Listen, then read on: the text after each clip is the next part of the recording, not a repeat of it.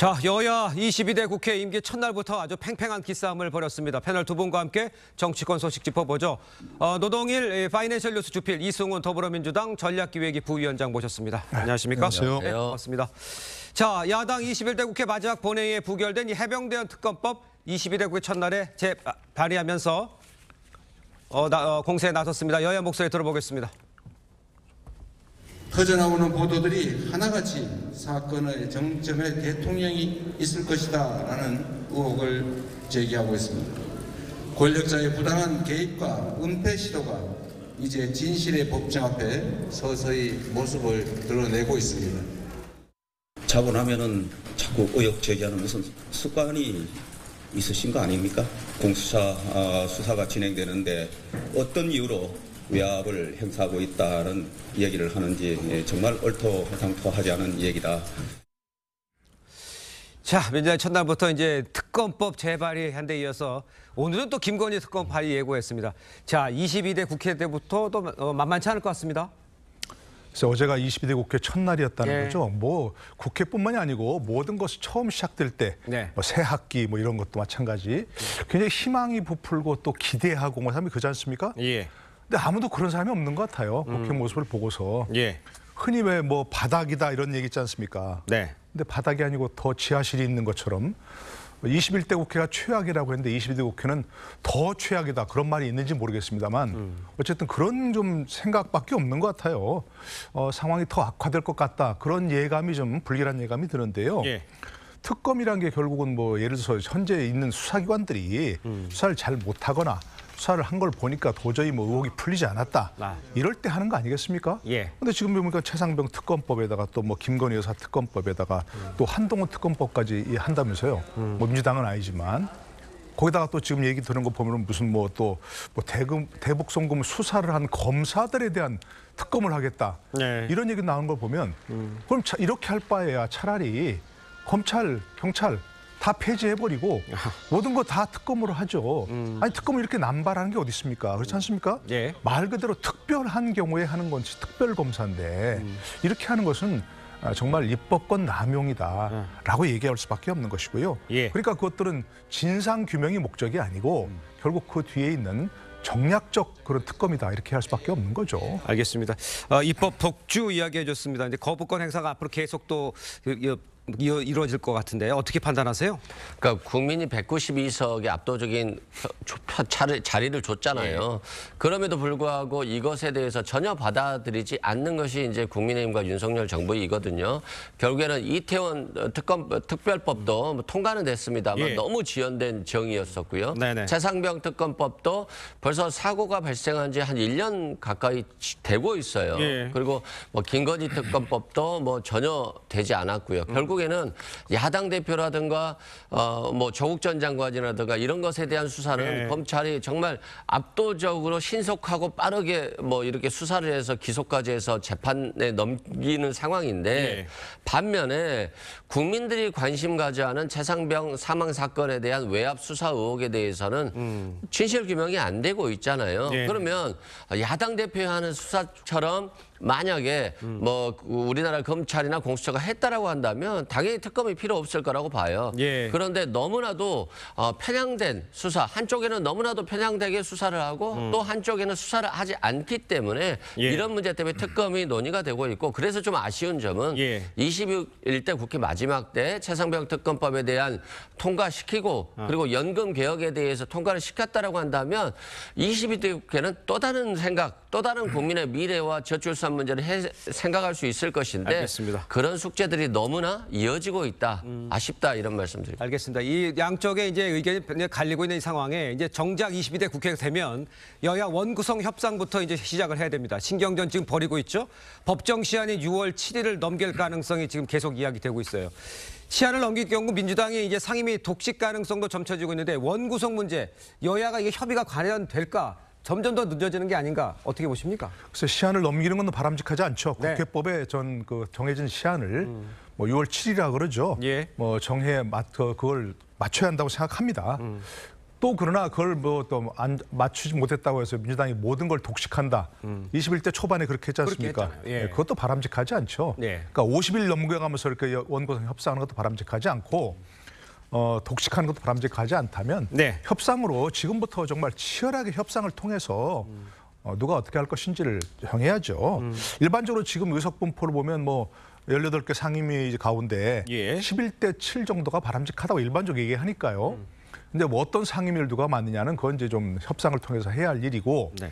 지금 아마 이제 그 기본적인 게 법사위원장, 운영위원장 이런 데서 조금 잠시만요, 네. 교수님. 지금 화면 하나 나오고 있어서 제가 잠깐 넘겨드리겠습니다. 김호중 씨가 사고 당시 많지 않았다는 입장 여전하신가요? 죄송합니다. 매니저한테 대리자서 부탁한 적 없다는 입장은 그대로신가요?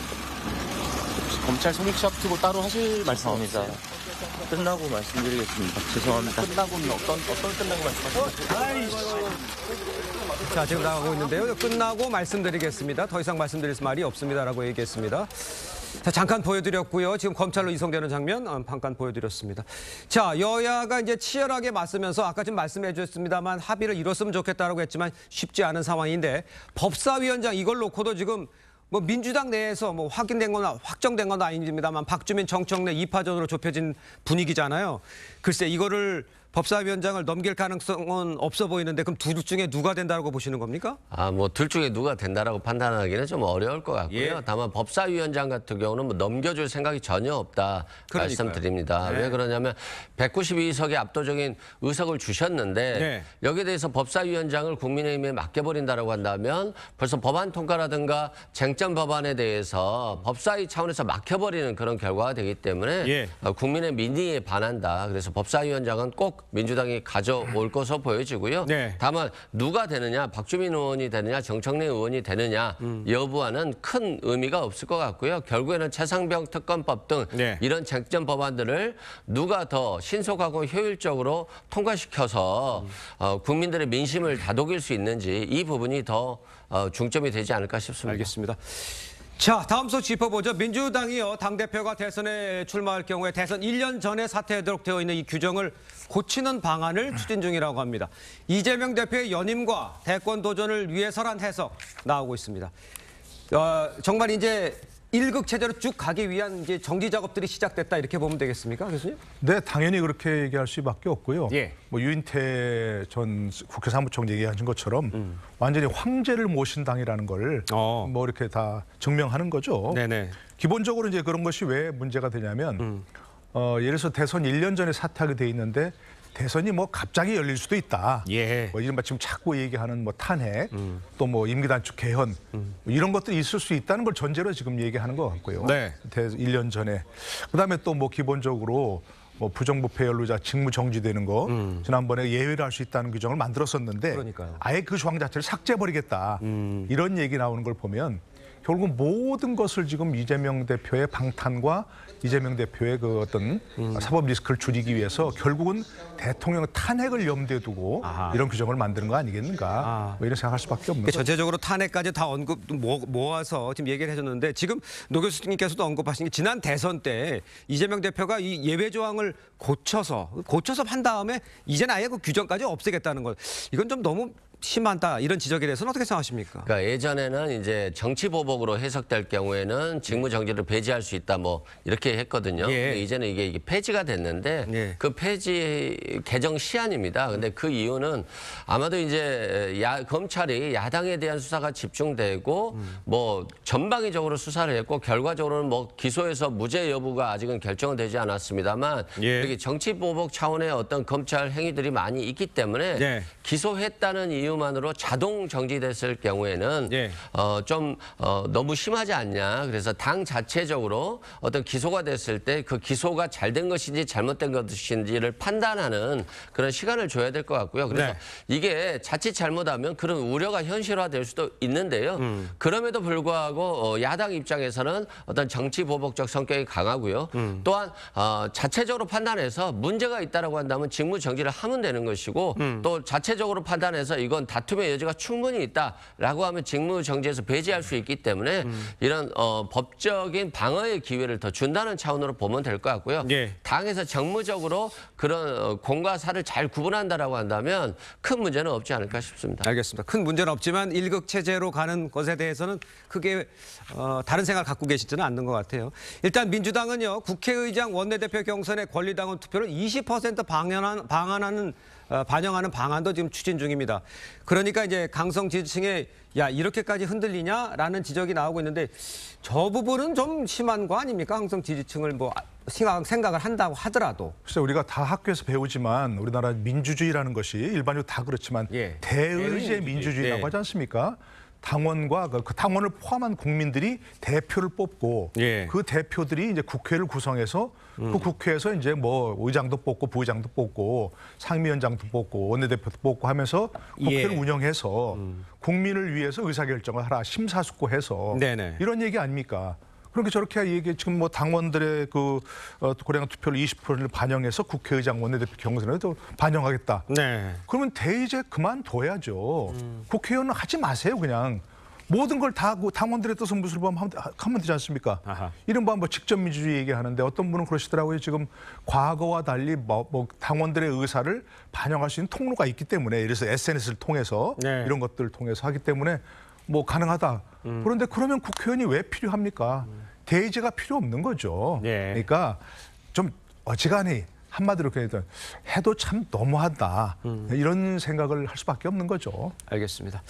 자, 다음 소식도 짚어보겠습니다. 국민의힘 한동훈 전 비대위원장 최근 총선 출마자들을 만나서 지구당 부활 필요성을 언급했다고 전해졌는데 관련 논의가 지금 급물살을 타는 모양새입니다. 당권 주자들의 목소리를 한번 들어보겠습니다.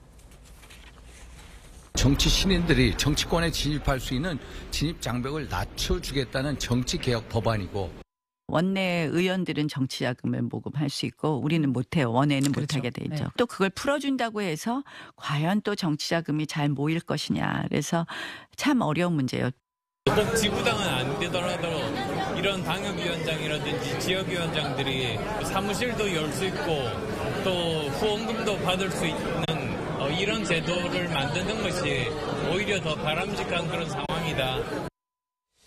자, 여당 당권 주자들 대부분이 지금 찬성의 목소리를 냈지만 홍준표 시장은 좀 원외 표심 노리게 따르면서 일단 옳지 않다 이렇게 얘기는 하고 있습니다만 전체적인 분위기는 좀 정치 신인들에게 좀 기회를 줄 수 있는 상황을 만들자 이런 얘기는 같아요. 글쎄 이제 지구당 부활이 정치 개혁인지는 조금 의문이 있어요. 그렇습니다. 과연 그게 이제 옳은 건지 아닌지. 찻대기 때문에 그런 예, 거죠. 그렇습니다. 예. 과거 이제 지구당 폐지한 이유가 예. 부패의 통로다, 돈 먹는 하마다. 이래서 폐지한 거 아니겠습니까? 예. 근데 부활하면 그런 우려는 전혀 없는 건지 이 부분은 좀 볼 수 있을 것 같고요. 네. 또 찬성하는 의견도 있을 수 있습니다. 지금 얘기한 것처럼 예. 정치 신인들은 아무것도 정치할 수 있는 통로가 없거든요. 네. 그러니까 기본적으로 뭐 선거 때나 돼야 경선에 참여해서부터 그때서야 이제 비로소 예. 뭐 후원금도 모금할 수 있고 정치 활동을 할 수 있는 건데 그런 점에서 조금 통로를 마련해줄 필요는 있다. 이런 점에 보면은 뭐 찬성 의견도 있을 수 있습니다. 네. 그러니까 근데 안철수 아까 의원 얘기처럼 꼭 지구당 부활이라는 그런 통로가 아니고 현재 당협위원이라는 게 있으니까 당협이라는 게 있으니까 당협을 통해서 그래서 지구당과 같은 역할을 할 수 있고 거기를 통해서 뭐 후원금을 모금한다든가 정치 활동을 할 수 있는 통로를 만들어준다든가 예. 뭐 그런 쪽으로 하는 게 뭐 지구당이라는 이름을 부활하지 않아도 가능할 수 있겠다 하는 생각은 합니다. 예. 이재명 대표도 언급을 했었고요. 뭐 필요하다고 연결한 것 같은데 지금 상황에서 보면 그러면 여야가 이렇게 이야기를 모으고 있으면 지구당은 가능하게 될까요? 어떻게 보십니까? 제가 생각했을 땐 부활할 것 같아요. 예. 예전에 차떼기 때는 지구당이 이제 돈이 많이 들어가잖아요. 뭐 1,000만 원, 2,000만 원 막 들어가기도 했었을 거예요. 특히 대선을 앞두면 돈을 내려주기도 했기 때문에 결국에는 그 차 전체에 현금이 실려 있었다. 그래서 이게 얼마나 불법적인 자금들이냐라고 해서 국민적 비판을 받고 나서 폐지가 됐었는데요. 근데 그로부터 뭐 한 20년 이상 지났고요. 그리고 정치 신인들 같은 경우에는 지구당을 만들지도 못하고 후원금을 받지도 못하고 그렇기 때문에 당원들과 소통하기도 굉장히 어려웠고 결국에는 음성적으로 돈을 받지 않느냐. 차라리 합법화시켜서 5천만 원 한도 내에서 지구당을 만들고 거기에 상시 직원 1명 정도를 둘 수 있게 해서 당원들이 찾아왔을 때 소통하는 공간으로 만들자. 되자 이런 차원이니까요. 저는 예. 충분히 필요성이 있다라고 보고요. 네네. 그럴 경우에 또 정치 신인들이나 청년들이 그런 공간 속에서 정치적인 지향점을 만들어갈 수 있기 때문에 예. 저는 뭐 이제 필요하다. 기획균등과 공정 차원에서는 충분히 필요하다.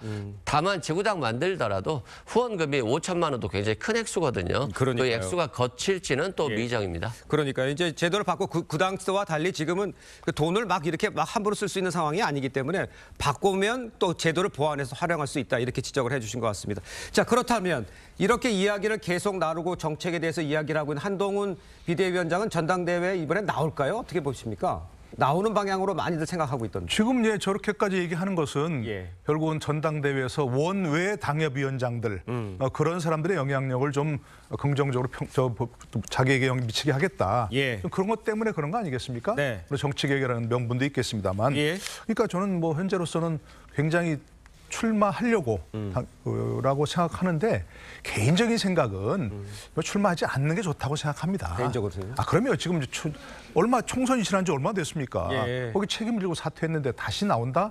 그러면 책임지고 사퇴한 건 뭔지 분명히 물을 수밖에 없고 예. 또 전당대회가 미래를 지향하는 게 아니고 총선 책임이 누가 있느냐 이런 것까지 또 얼룩질 가능성이 있거든요. 본인에게도 별로 좋은 것은 아니지 않는가 개인적으로는 그렇게 생각합니다. 알겠습니다. 자, 두 분 말씀은 여기까지 듣겠습니다. 고맙습니다.